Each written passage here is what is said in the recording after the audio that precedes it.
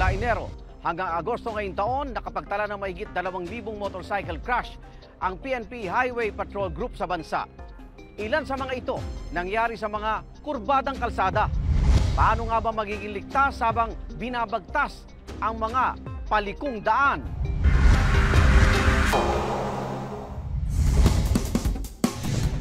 Sa Marilake Highway,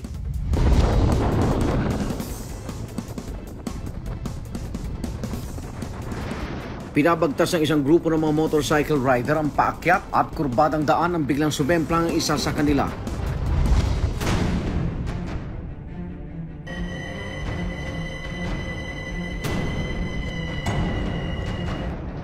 Nakuhanan ng isa sa mga kasamahan ng rider ang pagdausdos niya sa gilid ng kalsada. Ano ang kanyang naging lagay? Alamin mamaya.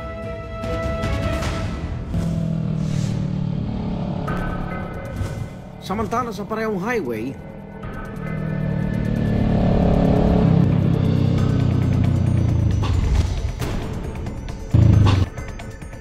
isa pa motorsiklo ang nadisgrasya habang palikurin sa kurbada. Tumila po ng rider dahil sa lakas ng impact. Buti na lang at may suot siyang helmet. Nawasak naman ang kanyang motorsiklo. Kaya? Nakikita ka pa to? Nakikita mo to? Sinakluluhan siya ng mga kapwa niya rider at ng driver ng AUV. Huwag mo nang gumalaw, bro.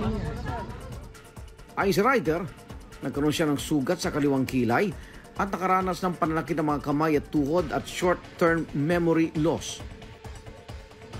Nag-areglo ang dalawang panig.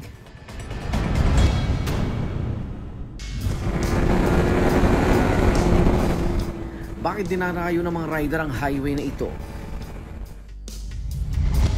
Paliwanag ni Mel Aquino, isang motorcycle safety instructor. Sikat ang highway sa mga rider dahil sa mismong kondisyon ng kalsada. Ang katangian ng kalsada dito sa Marilake is parang tawagin natin yung Laguna Seca sa Amerika. So may mga malalalim na liko, mayroong paakyat na liko, meron silang tinatawag na corkscrew. So para sa kanila, ang Marilake, pag na-conquer nila, magaling sila eh. Nakuha din ng video ang head-on collision ng dalawang motorsiklo sa Marilake Highway.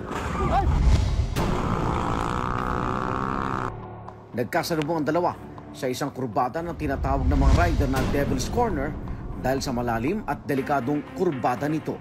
Pababa siya, no? So mabilis yung approach niya.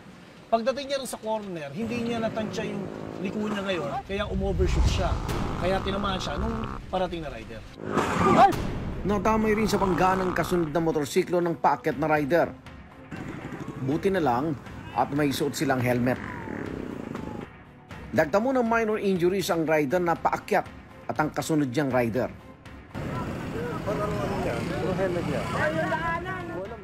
Samantala, nawala ng malay ang rider ng motorsiklong pababa ng kalsada, natanggal at nabasag ang kanyang helmet.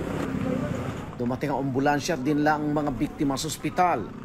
Maayos na ang kalagayan ng mga sangkot sa insidente. Para kay Mel Aquino, mahalaga na masanay ang mga rider sa 4 cornering techniques. Ito ang mga dapat gawin ng rider kapag liliko sa kurbada.